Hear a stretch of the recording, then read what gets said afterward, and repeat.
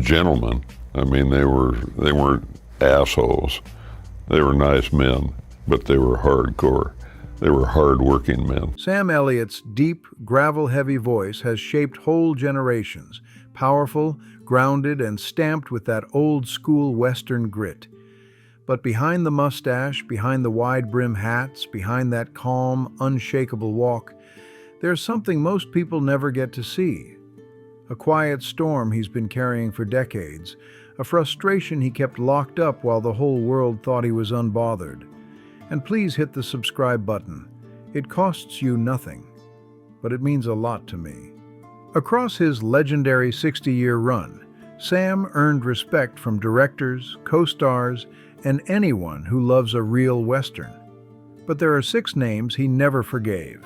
Actors he felt betrayed the craft, crossed him in personal ways, or pulled sneaky moves behind his back that he never forgot. For years, he kept his mouth shut, letting the industry think everything was cool. But now at 80, he's tired of holding back and tired of pretending everything was smooth. And when you find out who landed on his private blacklist, you'll never see them the same again. The first name, the one that pushed Sam to walk off a set and never return, was Kevin Costner, the cowboy he just couldn't vibe with. See, authenticity has always been Sam Elliott's North Star, the rule he never broke. Every line he delivered, every stare, every scene came straight from something real, something lived, not rehearsed. Sam didn't pretend to be a cowboy. He was one, raised on ranches, shaped by hard work, discipline, and that unforgiving Western rhythm that can't be taught, only survived. When Sam stepped on screen, you could practically smell the dust and leather in his voice, see the years of grit sitting in his eyes. People believed him because nothing about him felt manufactured. So, when he saw Kevin Costner taking on roles like Wyatt Earp and later the tough ranch boss in Yellowstone, Sam wasn't impressed at all. To him, Costner was Hollywood's polished idea of a cowboy.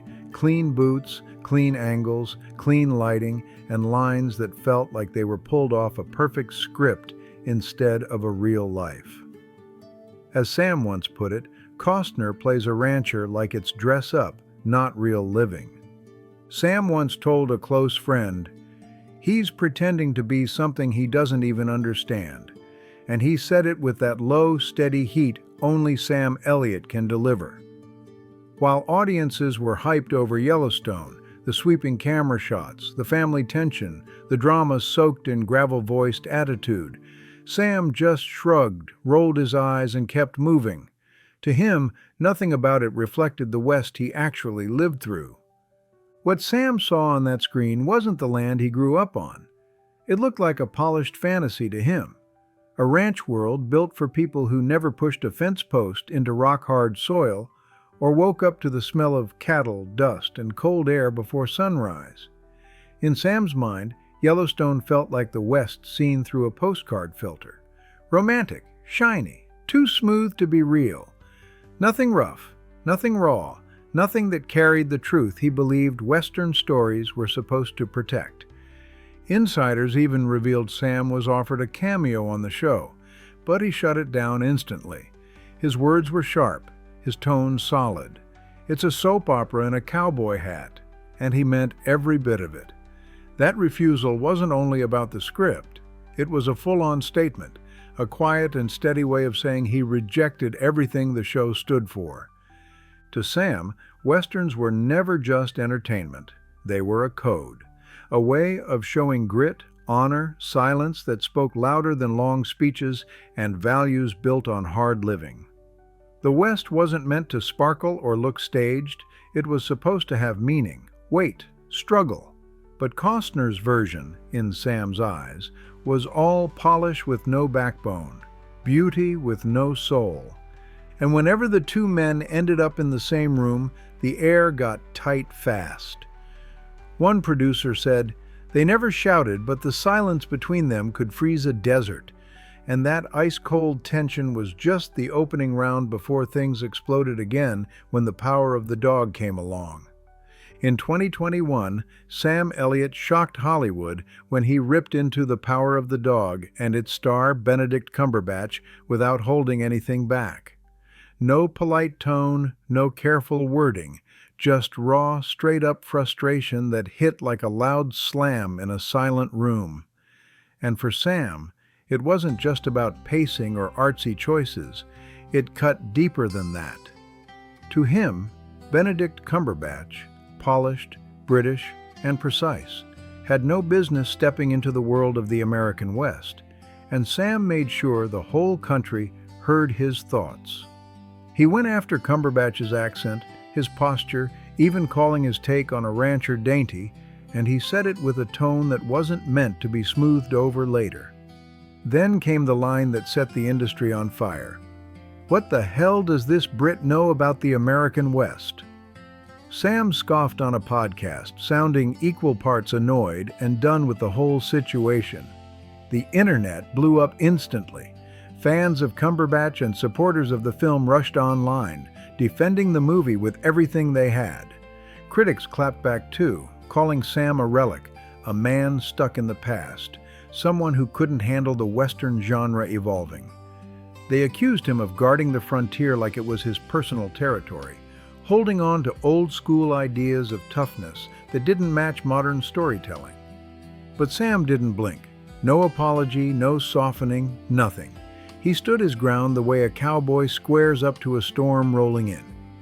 In his eyes, The Power of the Dog didn't just miss what the West was about. It disrespected it.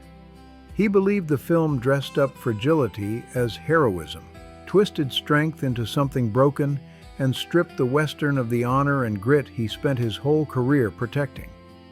This wasn't just about one actor or one film for Sam Elliott. It was about protecting a legacy he treated like a code, a whole tradition built on quiet strength and scars that told stories louder than speeches. To him, the West wasn't a costume or an accent. It was a way of living that demanded respect. Benedict Cumberbatch never fired back publicly. Insiders said he was quietly shaken, caught off guard by how intense Sam's words hit. Studio executives even debated putting out some gentle statement to smooth the situation, but Benedict chose silence instead of turning it into a spectacle. Sam didn't budge an inch.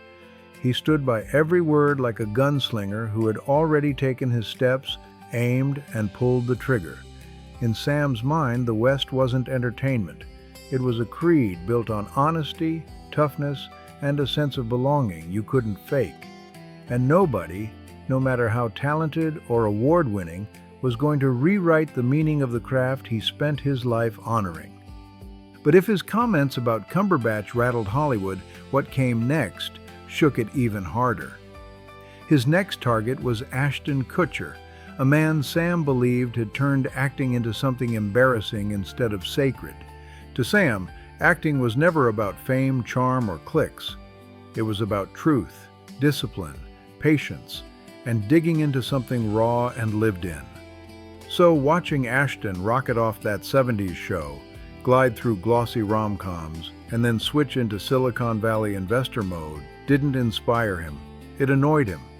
To Sam, it felt like someone using the craft he treasured as a side gig, a platform, not storytelling with heart. So when Netflix cast them together in The Ranch, Sam didn't complain. He showed up, hit his marks, and handled his role with the same professionalism he always carried. But behind the camera, the vibe was off.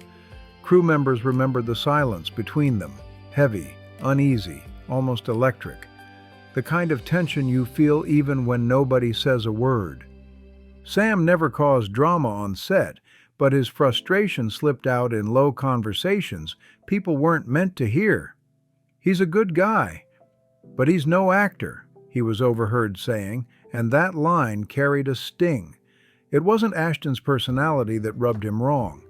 It was what Ashton represented to Sam, a whole new Hollywood built on algorithms instead of instincts, social media over skill, image over soul. What others called progress, Sam saw as decay, a slow breakdown of something sacred. He felt storytelling was getting watered down, polished for marketability, stripped of the grit and heart that made it real. And even though audiences thought the two had great chemistry on the ranch, Sam knew it was just surface-level performance, nothing deeper. Ashton stayed respectful in interviews, calling Sam a legend and praising him like a mentor. But behind closed doors, Sam wasn't impressed at all. "He acts like a guy who learned acting from YouTube," he allegedly muttered, not out of bitterness, but out of principle. Sam wasn't holding a grudge. He was holding the line. To him, Hollywood had swapped authenticity for attention, and that was something he just couldn't overlook. And just when people thought Sam's criticism had peaked, another name stirred things up even more. Nicolas Cage, loud, unpredictable, larger than life. For Sam Elliott, subtlety was the compass. He believed the strongest acting lived in restraint. A look, a pause, a single word carrying history. That was power to him, the kind of quiet strength that doesn't beg for attention but earns it. So when Nicolas Cage burst onto the scene with explosive energy, wild expressions, and emotions spilling everywhere, Sam didn't see genius. He saw chaos. Cage's style clashed hard with everything Sam believed acting should be, and that contrast lit another fire in a list of grudges he'd held for decades. To Sam, Nicolas Cage wasn't embodying characters.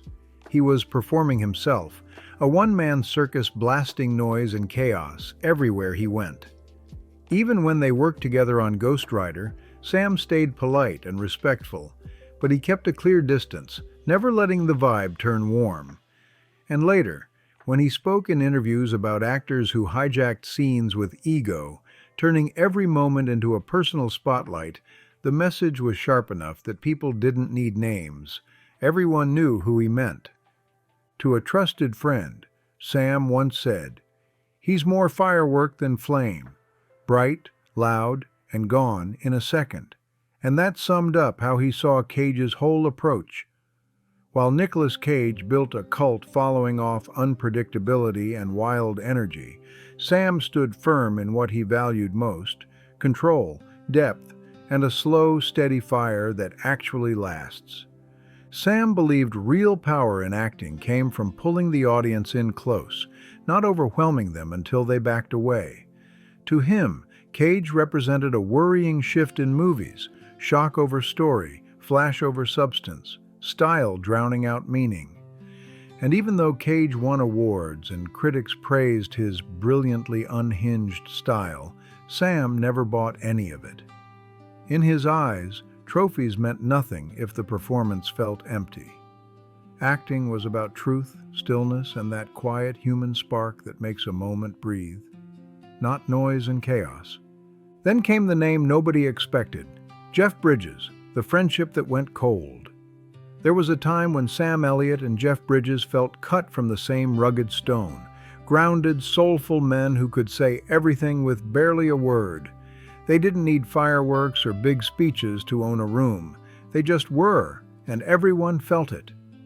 When they shared the screen in The Big Lebowski, they were electric, two sides of the same coin in perfect rhythm. And off-screen, their connection seemed just as real. They laughed, swapped stories, and built what looked like an unshakable friendship. Their friendship had been built on respect, and the belief that simplicity carried its own quiet power. But over the years, something shifted. Not suddenly, not with a fight, just a slow distance that crept in without either man naming it. After Jeff Bridges won his Oscar for Crazy Heart, Sam started to feel the change. The Jeff he knew, humble, grounded, a craftsman who let the work speak, began showing up in glossy magazine spreads, walking red carpets with political statements, and giving interviews that felt polished instead of real. One person close to Sam said, "He just wasn't as grounded, more curated," and Sam felt that deeply. It was like the version of Jeff who valued truth over trends was fading under Hollywood's bright lights. It wasn't jealousy, it was disappointment. Sam had spent his life believing integrity was the one thing a man should never lose, so watching a friend drift from that principle hit him hard in a way critics and co-stars never could. And when an interviewer asked Sam about past collaborators, he gave a short, quiet line that said everything. "Some folks change, others just show who they always were." That wasn't just reflection. It was a message. Jeff never responded, staying calm and composed as always. But the silence between them grew louder than any statement. They stopped appearing at the same festivals. They stopped supporting each other's work. The brotherhood that once felt carved in stone simply faded away. For Sam, the loss wasn't about ego or competition. It wasn't about fame, politics, or attention. It was personal, painfully personal. The hurt came from erosion, the slow wearing down of a friendship built on shared values. What was once a bond between two kindred spirits turned into a memory lined with regret. Insiders said Sam felt abandoned, not because Jeff wronged him, but because Jeff drifted into a Hollywood world Sam no longer recognized. That quiet ache, that sense of losing a brother, stayed with him years after the friendship cooled. But even that heartbreak didn't compare to what came next, because the final name on Sam Elliott's unspoken blacklist wasn't a rival or a friend. It wasn't personal history, it was symbolic. The last name represented everything Sam believed had gone wrong in Hollywood, every value he felt slipping away. And that name was Jared Leto, the method gone mad, the actor who pushed things so far that to Sam, it wasn't craft anymore, it was chaos. To Sam, Hollywood's biggest sin was never ambition, it was pretension. That over-the-top seriousness that turns acting into a stage for ego instead of a story for the audience. Acting wasn't supposed to beg for attention, it was supposed to melt into truth. So when Jared Leto started making headlines for his method madness, sending dead rats to co-stars, living in character for weeks, and turning sets into endurance challenges, Sam didn't see genius at all. He saw a stunt. He wasn't moved by the Oscar or the media hype.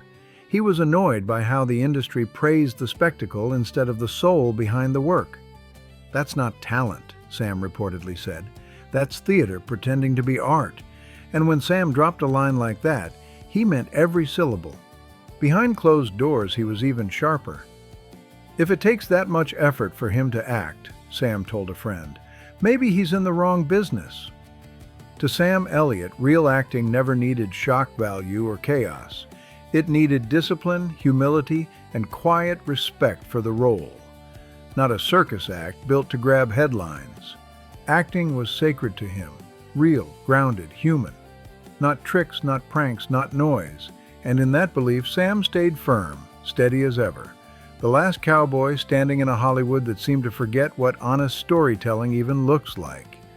If you enjoyed this breakdown, make sure to like, share, comment, and subscribe, and see you on the next one.